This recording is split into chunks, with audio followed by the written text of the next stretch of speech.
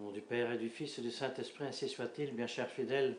Le 24e dimanche après la Pentecôte, brièvement résumé, nous a porté à nous intéresser à l'indication de Saint Daniel prophète, n'est-ce pas? Il est dit, quand vous lisez, comme dans Saint Daniel prophète, quand l'abomination de la désolation sera debout dans les lieux saints, n'est-ce pas? Fuyez sur les montagnes, ne retournez pas sur les champs, ne descendez pas de la terrasse, etc. Eh bien, dans un premier moment, nous sommes posé la question, qu'est-ce que c'est cette abomination de la désolation?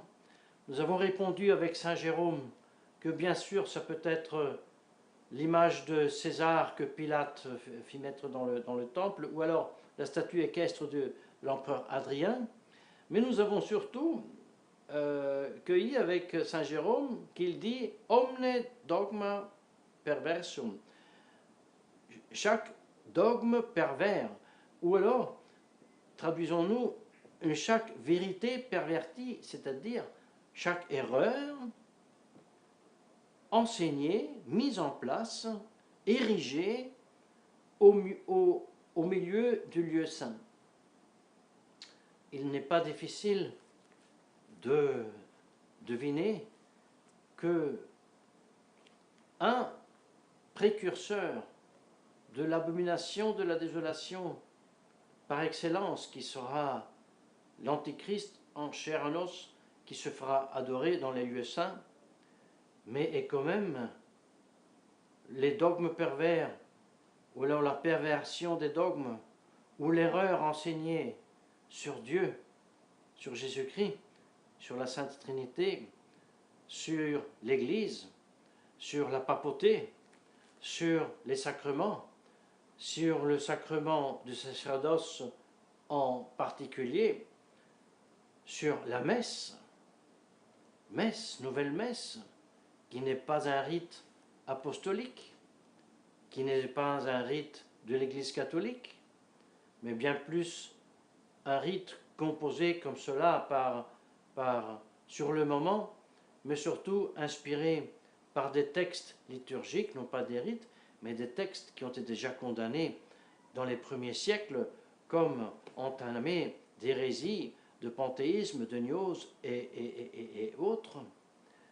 Eh bien, quand on voit que tous ces faux dogmes, toutes ces hérésies, ce panthéisme, cette magnificence de l'homme, la divinisation du travail humain, du soi-disant progrès en grandium et spes, etc. Tout cela est érigé au milieu du temple à travers une réalité séansible, visible, qui est érigée, qui est debout. C'est la table de la nouvelle messe. Abomination de la désolation, précurseur, ferait peut-être pénultime de l'Antichrist lui-même, étant donné que nous vivons déjà dans la condition ultime avant son apparition, l'apostasie générale des nations.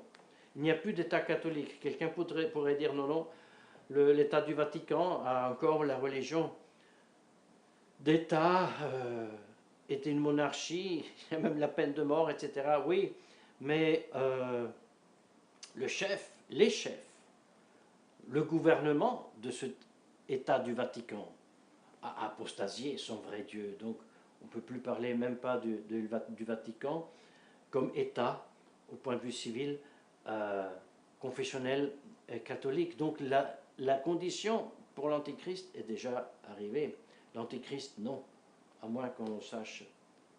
Eh bien, dit cela, nous avons examiné de plus près Saint Daniel prophète, sans parcourir dans le détail l'examen que nous avons fait, mais nous avons mis en parallèle le songe qu'il découvre à Nabuchodonosor lorsqu'il voit la statue, n'est-ce pas, avec la tête d'or, la poitrine et les bras d'argent, le ventre en bronze, les jambes en fer et les pieds en fer et argile, lorsqu'il lui révèle les 4 grandes monarchies mondiales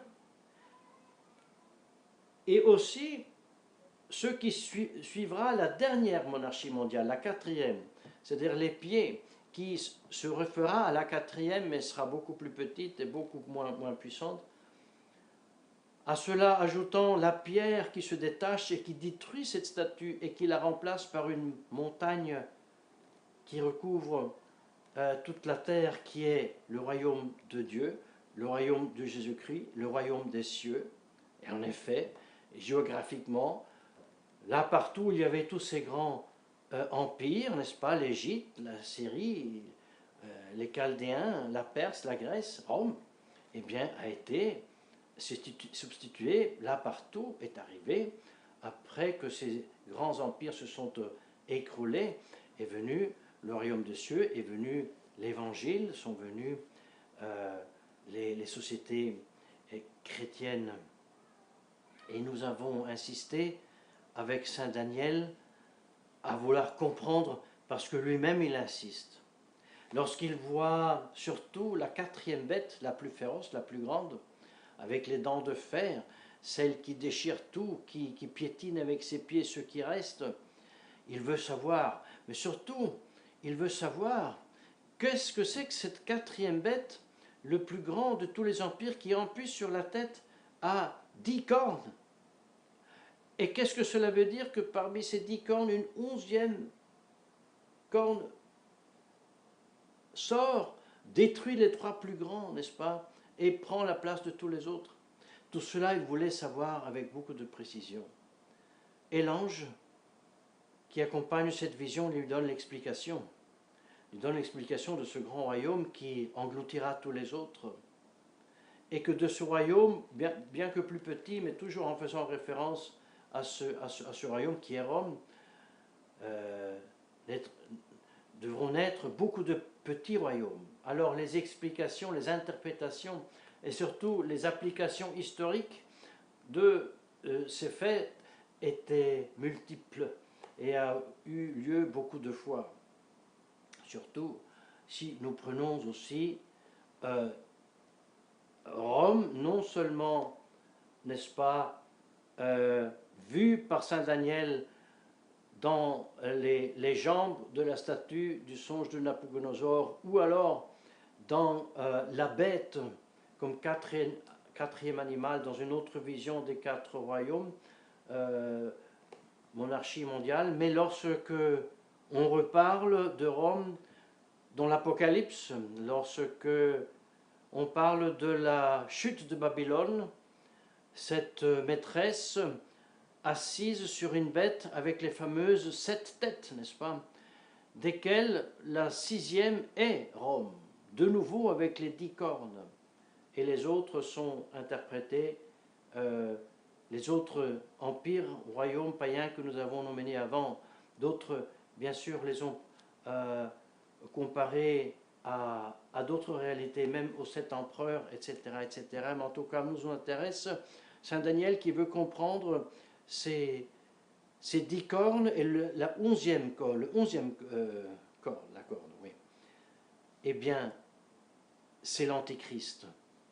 À la différence, voyez, des bêtes ou de la bête sur laquelle est assise la maîtresse, qui est le symbole de l'Antéchrist en tant qu'esprit de l'Antéchrist qui a inspiré le vice, la perversion, la décadence, le mensonge, le vol, à tous ces empires qui ont régné en dehors et contre Dieu et contre Jésus-Christ, et ceci avant, pendant et après Jésus-Christ.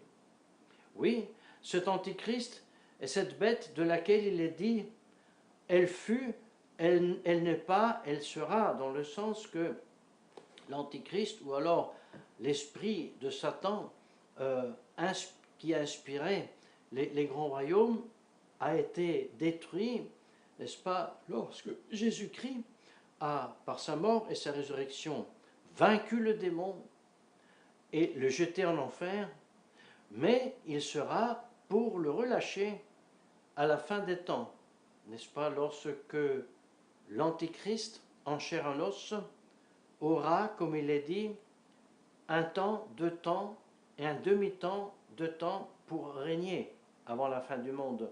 L'Antéchrist, donc, en chair et en os, qui aura sa période de terreur, n'est-ce pas? C'est très important, bien chers fidèles, cueillir, oui, d'une part, l'aspect mystérieux de tous ces textes prophétiques, encore plus de l'Apocalypse, sans se limiter à l'appliquer à une seule période de l'histoire, mais en sachant que, tout en pouvant interpréter et appliquer aux différentes périodes de l'histoire ces visions, il y aura une fois où ce sera la dernière fois où l'Antichrist, ce sera vraiment l'Antichrist, non pas un précurseur en chair et en os. Et alors on se demande qu'est-ce que sont ces 3,5 unités, ce temps, ces 2 temps et ce demi-temps. Et cela nous reporte, toujours avec le prophète Daniel, aux fameuses 70 semaines prophétisées par le prophète Daniel, qui devaient indiquer même le temps chronologique de l'apparition du Messie, de l'apparition de Jésus-Christ.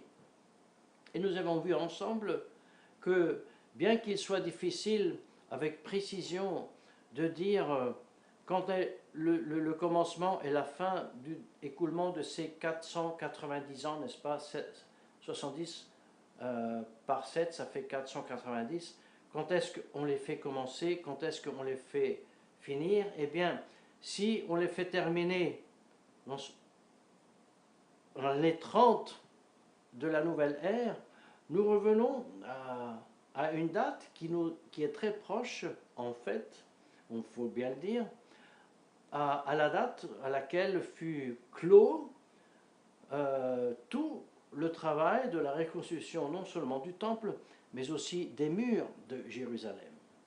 Tout cela avait pris bien un lapsus de temps de bien 90 ans, comme le retour même de la captivité babylonienne. Ça ne s'est pas frappé comme ça dans un jour ou dans une période très limitée. Ça aussi, ça a pris 50 ans. La même chose vaut d'ailleurs pour la déportation en Babylonie. Si on prend ensemble la Samarie et la Judée, on a 130 ans de fourchettes d'années dans lesquelles s'est passé toutes ces déportations en plusieurs vagues et plusieurs périodes vers la Babylonie. Et donc, avec le prophète Daniel, nous pouvons constater qu'en fait, sa prophétie s'est bel et bien avérée, et que, comme il dit, au milieu de la semaine cessera le sacrifice dans le temple, en fait, après 3 ans et demi, n'est-ce pas? C'est la moitié de 7, après 3 ans et demi de vie publique, voilà que le rideau du temple se déchire et cesse le sacrifice. Et alors on se pose la question, mais qu'est-ce qu'on fait? On a ces 3 ans et demi de la vie publique du Christ, d'une part, et les 3 ans et demi du règne de l'Antéchrist avant la fin, d'autre part. Mis ensemble, ça fait 7, et ça serait la 70e semaine. Qu'est-ce qu'on fait, ce qui est entre deux? Eh bien, ce qui est entre deux, nous le regardons comme une grande césure, comme une grande fermata, comme on fait en musique, n'est-ce pas? On s'arrête, on tient l'accord et on attend que ça continue. Le temps est comme s'il s'arrêtait. Pour Dieu, d'ailleurs, un jour sont 1000 ans, il n'y a aucun problème. Donc, il serait passé peu de temps depuis la mort et résurrection de Jésus-Christ à aujourd'hui. Donc, nous devons voir, nous pouvons voir, nous voulons voir toute cette période depuis la mort et la résurrection de Jésus-Christ comme une semaine qui simplement s'élargit et qui attend afin que le plus grand nombre d'âmes puissent se convertir, le plus grand nombre d'âmes puissent être arrachées à l'empire de l'Antéchrist et se rejoindre à Jésus-Christ. Le plus grand nombre d'âmes puissent fuir de la abomination de la désolation dans les montagnes. Oui, et ne pas courir derrière les faux prophètes. Vous savez, les faux prophètes sont ceux qui disent beaucoup de vérité. Et alors là, nous voyons, si nous tentons d'appliquer à l'actualité même les 10 cornes et la 11e, n'est-ce pas, qui est l'Antéchrist, et les 3 cornes plus grosses, on pourrait dire, sont peut-être les puissances qui se rebellent aujourd'hui contre la globalisation, contre la finance mondiale, contre les grandes injustices du monde. Et tout ça sont des choses de par soi très bien, mais voyez, comme le dit la prophétie et l'interprétation, cet antéchrist, le 11e, soumet les 3 grands et les autres cornes. Mais ces cornes-là étaient contre Babylone, se sont révoltés contre la corruption, contre la décadence de la maîtresse Babylone. Et pourtant, après s'être révoltés contre l'injustice, contre la fraude, contre la corruption, voilà qu'ils se soumettent à l'Antéchrist et ils sont humiliés par lui. Pourquoi? Sinon, par la raison qu'ils ont combattu le mal, oui, mais en dehors de Jésus-Christ. Ils n'étaient pas fils de l'agneau, ils n'étaient pas fils de Dieu. Et cela nous met en garde contre une soi-disant politique, même mondiale, n'est-ce pas, des conservateurs. Je veux dire, même les États BRICS, par exemple, qui ont toutes les raisons, surtout la Russie. Bien, la Russie, certainement, nous avons la prophétie qu'elle se convertira, et nous prions pour cela. Mais en attendant, elle ne l'est pas. Donc, toute cette considération, toute cette leçon que nous voulons tirer de la lecture, de la considération de Saint Daniel prophète, tout ce grand désir de connaître, de savoir, du même Daniel prophète qui dit « Je veux absolument savoir qu'est-ce que c'est cette 4e bête, qu'est-ce que c'est cet empire 4e, Rome, qu'est-ce que sont ces cornes sur la tête ?» Parce qu'il voulait connaître jusqu'à fond, mais sans pas jamais perdre la fin, le but, Jésus-Christ, le royaume des cieux, le royaume qui remplace la statue vue par Nabuchodonosor, le royaume des cieux de l'évangile, mais ensuite l'éternité. Et cela nous aide aussi à mieux discerner l'abomination de la désolation en lieu saint. Ça nous fera comprendre que là où il n'y a pas Jésus-Christ, où il n'y a pas l'agneau, c'est inutile de faire la bataille contre la maîtresse Babylone comme les 10 cornes sur la tête de la Rome païenne. Alors nous comprendrons que c'est inutile et ça n'a pas de sens d'aller aujourd'hui à Rome et chercher midi à 14 heures. Aller aujourd'hui à Rome et vouloir se faire certifier d'être catholique par quelqu'un qui est ni catholique, ni membre de l'Église, ni évêque, encore moins pape. Ben, ça n'a pas de sens. Mais qu'est-ce que cela veut dire? Nous combattons pour la tradition, comme fidèles fils de Monsieur Lefebvre, mais pour cela nous voulons être reconnus par Bergoglio, qui s'est déclaré solidaire du globalisme, du mondialisme, du règne de l'Antéchrist, du règne de Satan. Mais quel sens à cela? Comme il faut dire, ça n'a pas de sens de vouloir à tout prix voir là une continuation quelconque de l'Église catholique. Il n'y a pas.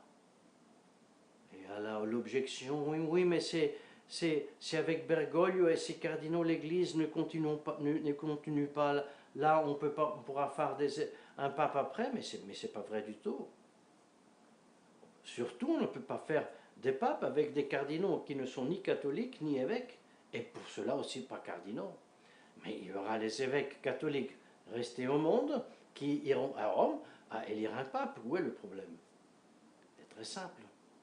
Mais tout cela requiert qu'on ait l'esprit, la mentalité, le désir de savoir, de connaître de Saint Daniel prophète, qui très ambitieusement voit et veut voir et comprendre toute l'histoire du monde. Il voit, au 7e siècle avant Jésus-Christ, il voit tout, il voit même les temps présents et même nos futurs par rapport à nous.